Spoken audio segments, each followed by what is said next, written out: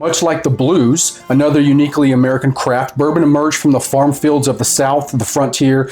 In that way, both bourbon and blues share a bit of that same lineage. But bourbon was born out of necessity on the American frontier. Farmers had more corn than they could eat. They had more than they could transport, and certainly more than they could sell before it spoiled. So they did what farmers have always done. They adapted. Yeah, turns out a barrel of whiskey is a whole lot easier to move than a wagon full of corn. Yeah, and so in that way, whiskey became currency. It preserved a harvest, it traveled further, and before long it helped fuel commerce across the expanding nation. And that's absolutely intentional because in 1776, the same year that America declared our independence, the Virginia General Assembly officially established this frontier territory as Kentucky County, Virginia. Yeah, so this bottle isn't just celebrating Kentucky, it's also celebrating the birth of the nation itself. For sure.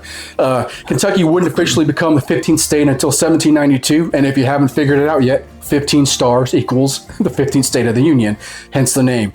But it was during those 16 years that frontier life was shaping what would eventually become bourbon culture.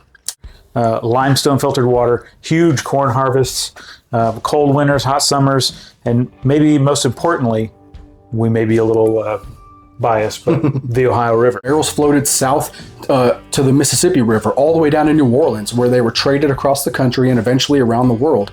So bourbon wasn't just part of American history, it helped finance American expansion.